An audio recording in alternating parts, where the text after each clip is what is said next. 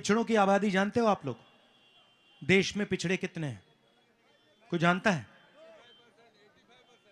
85 तो नहीं है। कोई 23 कह रहा है, कोई 85 कह रहा है, कोई 60 कह रहा है, कोई 70 कह रहा है, कोई 80 कह रहा है, 100% कोई कह रहा है।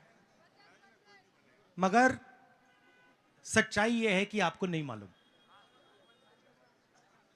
पिछड़े कितने हैं नहीं मालूम, दलित कितने हैं नहीं मालूम, आदिवासी कितने हैं नहीं मालूम, जनरल कास्ट के कितने नहीं मालूम, माइनॉरिटी कितने नहीं मालूम। बात भागीदारी की होती है।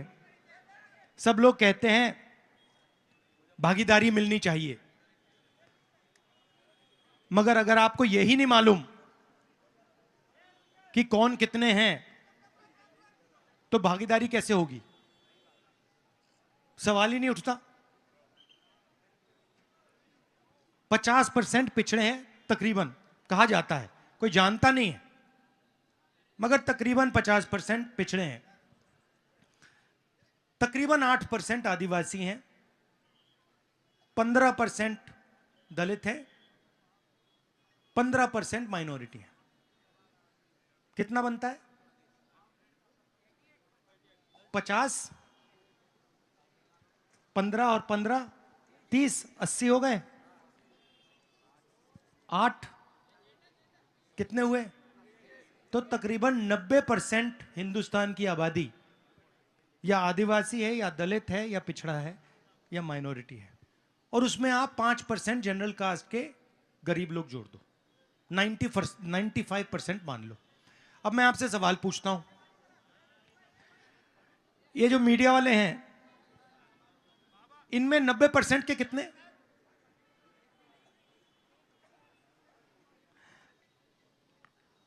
मीडिया के मालिकों की लिस्ट निकालो, मैंने निकाली है। उसमें आपको एक पिछड़ा नहीं मिलेगा, एक दलित नहीं मिलेगा, एक आदिवासी नहीं मिलेगा। 90% का आपको वहां कोई नहीं मिलने वाला।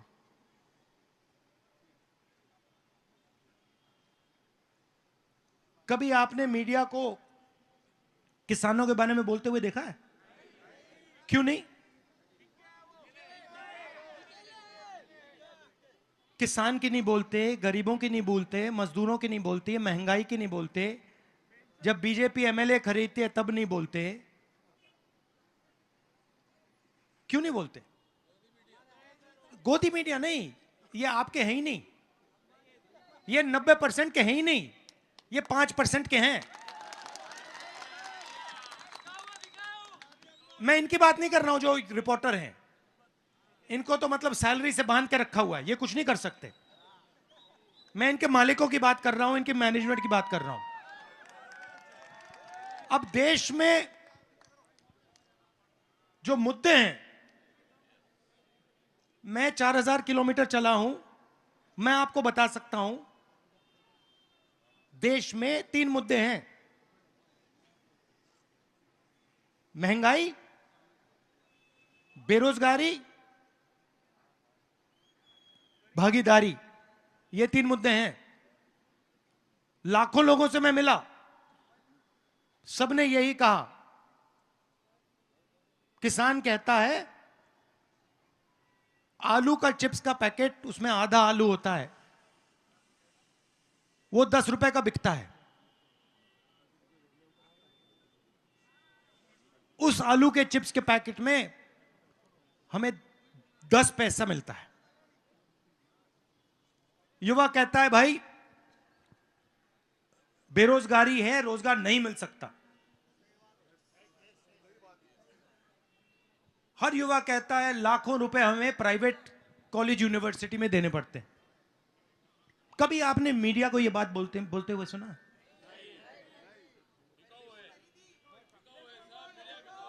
नहीं। देखिए, बिका बिका अलग बात है, बिका अलग बात है, वो आपका है ही नहीं। बिकता तो तब ना जब एक बार वो आपका होता, मगर वो आपका है ही नहीं और कभी हो ही नहीं सकता। वो 24 घंटा मोदी की प्रशंसा करेगा, 24 घंटा। विपक्ष का आपको उस पर कोई नहीं दिख सकता, ठीक है? तो आपकी मीडिया में भागीदारी नहीं है। अब मुझे बताइए, हिंदुस्तान की 200 सबसे बड़ी कंपनी, उनके मालिकों की लिस्ट निकालिए, अदानी, अंबानी, उसमें मुझे बता दो, उसमें मुझे बता दो उन मालिकों की लिस्ट में पिछड़े, दलित, आदिवासी कितने? 90% में से आपको वहां एक नहीं मिलेगा, एक नहीं मिलेगा। सीनियर मैनेजमेंट की लिस्ट निकालो, उसमें आपको कोई गरीब जनरल कास्ट का नहीं मिलेगा, कोई पिछड़ा नहीं मिलेगा, कोई दलित नहीं मिलेगा, कोई आदिवासी नहीं मिलेगा, कोई माइनॉरिटी नहीं मिलेगा।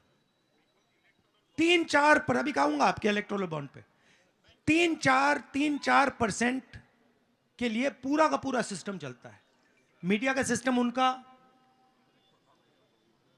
कॉर्पोरेट सिस्टम, कंपनियों का सिस्टम उनका,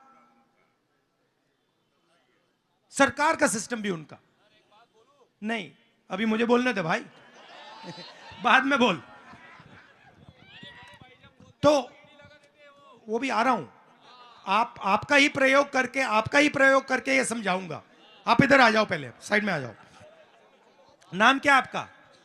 नाम क्या आपका? संतोष पाटिल। अभी 2 मिनट ठहर जाइए, आप 2 मिनट ठहर जाइए, मैं ईडी आपको समझाऊंगा अभी। तो मीडिया में आपका कोई नहीं, बड़ी बड़ी कंपनियों में आपका कोई नहीं। दिल्ली की सरकार को 90 लोग चलाते हैं। कौन चलाते हैं दिल्ली की सरकार को? आईएएस अफसर चलाते हैं, 90 हैं। वो हिंदुस्तान का पूरा बजट बांटते हैं। इस सड़क के लिए कितना पैसा गया, उन्होंने निर्णय लिया। हाईवे कहां बनेगी, वो डिसाइड करते हैं। अग्निवीर होगा नहीं होगा, वो डिसाइड करते हैं। शिक्षा में कितना पैसा जाएगा, वो डिसाइड करते हैं। 90 में से पिछड़े कितने, दलित कितने, आदिवासी कितने, बताओ? 90 में से 3 पिछड़े, आबादी 50%, 90 में से 3 आपके।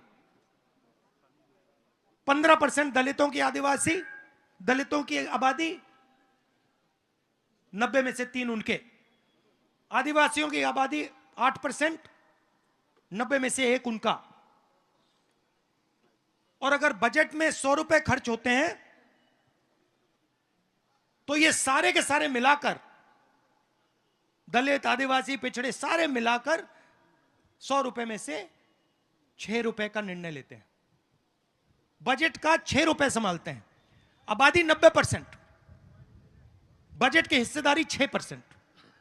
आदिवासियों को 10 पैसा मिलता है 100 रुपए में से, दलितों को 1 रुपया मिलता है 100 रुपए में से। वो ही 2-3-4% लोग, उनके बीच में सब चल रहा है। जीएसटी का पैसा कौन देता है? आपका नाम क्या है? राजू जी, ये शर्ट आपने खरीदी, कितने की खरीदी? 1000 की खरीदी। ये अगर अदानी शर्ट खरीदता तो कितनी जीएसटी देता? जितनी आपने दी उतनी देता ना। आपने 18% दी, आपको पता भी नहीं लगा, उसमें चला गया। मतलब आपके जेब में से निकाल दिया, आपको पता भी नहीं लगा। 18% आप दोगे, 18% अदानी देगा। आपकी आमदनी कितनी है?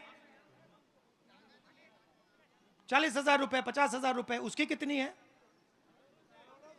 करोड़ों नहीं, लाखों करोड़ रुपए। मगर जीएसटी वो इतनी देगा जितनी ये देंगे। सड़क ले जाएगा आपकी, एयरपोर्ट ले जाएगा, पोर्ट ले जाएगा, किसानों का अनाज ले जाएगा, स्टोरेज की फैसिलिटी ले जाएगा, सब उठा के ले जाएगा। ट्रेन ले जाएगा, रेलवे ले जाएगा, प्राइवेट कॉलेजेस, यूनिवर्सिटी सब उठा के ले जाएगा। पैसा किसका है? आपका। और आप देखते जा रहे हो, आप देखते जा रहे हो।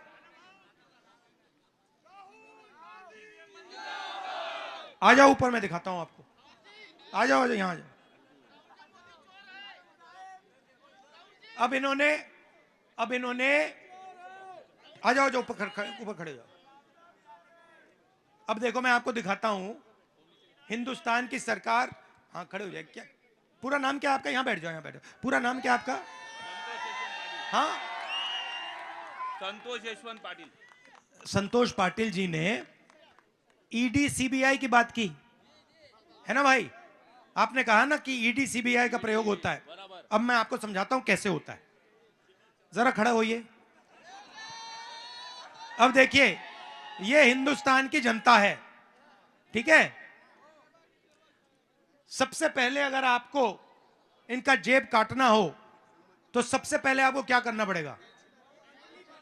कैंची तो बाद में आएगी। सबसे पहले क्या करना पड़ेगा? पहले इसका ध्यान उधर उधर करो, ठीक है। अब देखो भैया, एक काम करो, वो देखो, उधर देखो, वो देखो भैया, मोदी समुद्र के नीचे है। भैया वो उधर देखो, भैया उधर देखो, वो देखो मोदी सी प्लेन पे उड़ रहा है। भैया उधर देखो, भैया वो देखो पाकिस्तान की ओर देखो। अच्छा भैया यहां देखो, चाइना की ओर देखो। तो इसका ध्यान पहले इधर उधर करेंगे। कौन करेगा? नरेंद्र मोदी करेगा।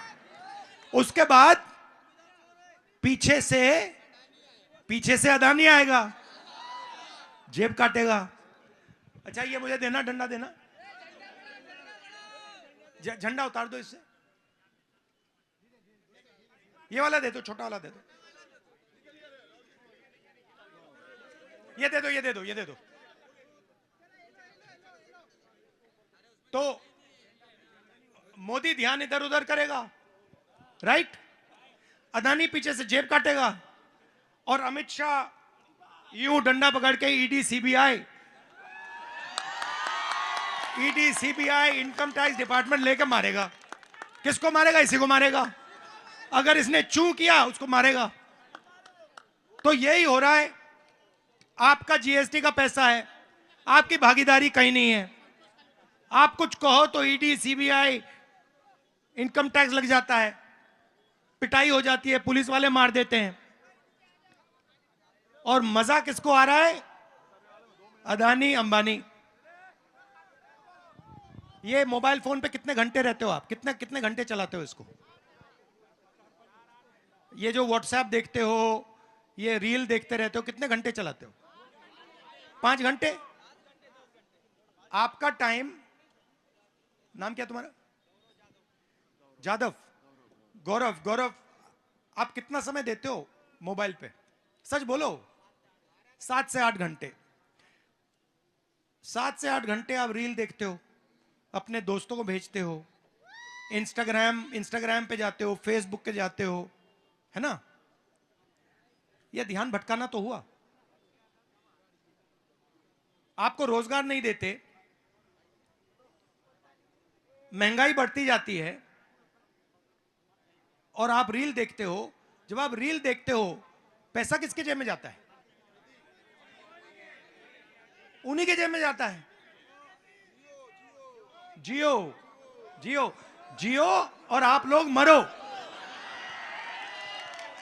जियो और आप लोग मरो। यही है। तो इसीलिए सबसे पहला ऐतिहासिक कदम, चोट लगती है किसी को, चोट लगती है तो डॉक्टर पहले क्या करता है? एक्सरे कराता है ना। कहता है भैया देखो आपका हाथ टूटा है, इधर आओ एक्सरे कराओ। तो मैं वही कह रहा हूं, ऐतिहासिक क्रांतिकारी कदम, जाति जनगणना देश का एक्सरे। और जाति जनगणना के साथ इकोनॉमिक फाइनेंशियल सर्वे। और पुराना सर्वे जैसा नहीं, मैं करवाऊंगा। और मैं बताता हूं कैसे कराऊंगा। सबसे पहले सबको पता लग जाएगा किसकी गिनती कितनी है। दलितों को पता लग जाएगा, आदिवासियों को, पिछड़ों को, जनरल कास्ट, माइनॉरिटी, सबको पता लग जाएगा। ठीक है। दूसरा कदम, जो हिंदुस्तान को सोने की चिड़िया कहा जाता है, अगला स्टेप होगा ये धन किसके हाथ में है। क्या पिछड़ों के हाथ में है, गरीब जनरल कास्ट के हाथ में है, दलितों के हाथ में है, आदिवासियों के हाथ में है, या 2% लोगों के हाथ में?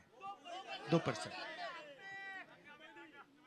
उसके बाद हिंदुस्तान की हर संस्था, चाहे वो प्रेस हो, media, election commission, bureaucracy, private अस्पताल, प्राइवेट कॉलेज, प्राइवेट यूनिवर्सिटी, इन सब में पता लगाएंगे भैया इसमें पिछड़े कितने, दलित कितने, आदिवासी कितने, गरीब जनरल कास्ट के कितने। सही बात है। और फिर सवाल यह पूछेंगे कि अगर 16 लाख करोड़ रुपया नरेंद्र मोदी 22-25 लोगों का माफ कर सकता है, तो किसानों का कर्जा क्यों नहीं माफ हो सकता? मतलब पता नहीं, आपको मालूम नहीं मालूम, 22 लोगों के पास उतना ही धन है जितना 70 करोड़ हिंदुस्तानियों के पास है। बात समझ आई? एक तरफ 22 लोगों को खड़ा कर दीजिए, दूसरी तरफ 70 करोड़ लोगों को खड़ा कर दीजिए, सेम धन है। 50% हिंदुस्तान के सबसे गरीब लोगों के पास हिंदुस्तान का पता है कितना धन है? बता दो, मान जाऊंगा। बता दो, 50% आबादी निकालो हिंदुस्तान की, 3%। 50% 50 सबसे गरीब 50% सबसे गरीब लोगों के पास हिंदुस्तान का 3% धन है, और 22 लोगों के पास 50% से ज्यादा धन है। तो यह मजाक बना रखा है। आप लोग सवाल नहीं पूछते, आप लोग अपना ध्यान इधर उधर करते रहते हो। जैसे अभी ये सेलफोन पे आपने वीडियो लिया, फिर इसको आप फिराओगे, भैया ये लो देखो मैंने वीडियो देखा, वो जाएगा आपके मोबाइल फोन से, जाएगा किसी और के मोबाइल फोन में, जाएगा, उसका ध्यान भटकेगा और सीधा पैसा 22 लोगों के पास, 22 लोगों के पास। तो ये जाति जनगणना है, इकोनॉमिक सर्वे, इससे सारा साफ हो जाएगा, आपको पता लग जाएगा। मैं आपको लिख के दे दूंगा, लिख के आपको पता लग जाएगा कि अग्निवीर क्यों हुआ। आप जानते हो अग्निवीर क्यों हुआ? जानते हो? नहीं जानते? आपको मालूम है कि अग्निवीर जब किया, हिंदुस्तान के जो सेना के चीफ थे, क्या नाम है, कहां के हैं? हाँ, महाराष्ट्र के जो चीफ थे, उनको अग्निवीर के बारे में बताया भी नहीं। आप बात समझो, महाराष्ट्र का आर्मी चीफ था, हिंदुस्तान की सेना का कमांडर, अग्निवीर मोदी ने कर दिया, आर्मी चीफ को नहीं पता था। अब हिटलर चाहिए क्यों, मैं बताता हूं आपको। पहले एक तरीके का शहीद होता था। अगर हिंदुस्तानी सैनिक शहीद होता था, उसके परिवार को पेंशन मिलती थी, उसको आदर मिलता था, उसको रिस्पेक्ट मिलती थी, और हिंदुस्तान की सेना उसके परिवार की रक्षा करती थी, शहीद का दर्जा देती थी। अब 2 तरीके के शहीद नरेंद्र मोदी ने बना दिए हैं। एक साइड पे वो शहीद जिसको पेंशन मिलेगी, परिवार को पेंशन मिलेगी, उसकी रक्षा होगी, शहीद का दर्जा मिलेगा, लाश के ऊपर हिंदुस्तान का तिरंगा रखा जाएगा। और एक दूसरा शहीद जिसको कोई पेंशन नहीं मिलेगी, कोई रिस्पेक्ट नहीं मिलेगी, और शहीद का दर्जा भी नहीं मिलेगा, वो है अग्निवीर। चाइना के जो सैनिक हैं, उनको 3-4 साल की ट्रेनिंग मिलती है। मॉडर्न हथियार चलाने में कम से कम 2-3 साल लगता है सीखने में। चाइना के सैनिकों को 3-4 साल की ट्रेनिंग मिलेगी। हमारा बेचारा जो अग्निवीर है, उसको 6 महीने की ट्रेनिंग देकर उसके सामने खड़ा कर देंगे। क्या होगा? अगर मैंने आपको मैंने 3 साल की हथियार चलाने की ट्रेनिंग दे दी, 4 साल की हथियार चलाने की ट्रेनिंग दे दी, और इनको 6 महीने की दी, और आपको एक के सामने एक खड़ा कर दिया, तो होगा क्या? अब ये अग्निवीर क्यों लागू हुआ? क्योंकि नरेंद्र मोदी जी चाहते हैं कि जो पेंशन का पैसा है वो सीधा अदानी डिफेंस को जाए, कि अदानी हथियार खरीदे। अदानी क्या करेगा? अदानी पार्टनरशिप करेगा अमेरिका की कंपनी से, इजराइल की कंपनी से। हथियार बनाएगा इजराइल, डिजाइन करेगा इजराइल। अदानी यहां हिंदुस्तान की सेना को बेचेगा। पहले एचएल बेचता था, एचएल बनाता था, बीएचईएल बनाता था, अब अदानी बनाएगा। जवान जाएगा बिना ट्रेनिंग के हथियार के साथ, शहीद होगा, उससे कहेंगे भैया तुझे शहीद का दर्जा नहीं मिलेगा, रिस्पेक्ट नहीं मिलेगी, तू अग्निवीर है। और जो ट्रेनिंग में पैसा जाना था, जो पेंशन में पैसा जाना था, जो सैनिकों की रक्षा में पैसा जाना था, वो सीधा अदानी की जेब में जाएगा। तो आपको ये बातें समझनी चाहिए। संविधान खतरे में नहीं है, संविधान को उड़ा दिया इन्होंने। आप देखो इन्होंने क्या किया। आपने सुना होगा एक उनके एमपी ने कहा कि चुनाव के बाद हम संविधान को खत्म कर देंगे। ये इनकी प्लानिंग चल रही है, ये इनकी प्लानिंग चल रही है। ये नहीं चाहते कि दलित, आदिवासी, पिछड़े, गरीब, जनरल कास्ट के लोग, माइनॉरिटी, ये नहीं चाहते कि इनको इस देश में भागीदारी मिले। अग्निवीर होगा, मुझे बताओ, अग्निवीर होगा, 4 लोग जाएंगे ना आर्मी में, 3 को निकालेंगे ना। कौन से 3 निकलेंगे? गरीब जनरल कास्ट का निकलेगा, गरीब पिछड़े। ठहर जाओ। अग्निवीर जो 3 बनेंगे, देखो 4 लोग आर्मी में जाएंगे। ठहर जाओ भैया, बोलने दो ना। 4 लोग आर्मी में जाएंगे। भैया डिस्टर्ब मत कीजिए। 4 लोग जाएंगे आर्मी में, राइट? 3 लोगों को हटा दिया जाएगा। कौन हटेंगे? पिछड़े, दलित, आदिवासी, गरीब, जनरल कास्ट के लोग, माइनॉरिटी, ये हटेंगे। और वही जो 3, 4, 5% लोग हैं, अमीर लोग, उनके बच्चों को सीधा वहां पे अंदर डाल दिया जाएगा। तो ये हो रहा है आपके साथ। और ये पूरा का पूरा आपके प्रधानमंत्री जी, उनके 2-3 अरबपति मित्र और हिंदुस्तान के 3-4% लोग करवा रहे हैं। आपके पास 90% लोग हैं, मगर आप सब बटे हुए हो, कोई मोबाइल फोन देख रहा है, आपको लगता है कि ईवीएम है। कुछ ना कुछ तो है ईवीएम में। पहले भैया आपके 90% के पहले 2-3 रास्ते थे। एक पब्लिक सेक्टर था, उसमें आप लोगों को रोजगार मिल सकता था। एक सेना थी, उसमें रोजगार मिल सकता था। वो सब खत्म कर दिया है। आपका एक ही रास्ता बचा है, मनरेगा और कॉन्ट्रैक्ट लेबर, यही काम बचा आपका। पूरा प्राइवेटाइजेशन हो रहा है। और ये सारा का सारा ये मीडिया वाले लोग, नरेंद्र मोदी जी और 2-3 अरबपति मिलकर कर रहे हैं। तो ये मैं आपसे कहना चाहता था, इसलिए हमने भारत जोड़ो न्याय यात्रा, न्याय शब्द इसमें जोड़ दिया।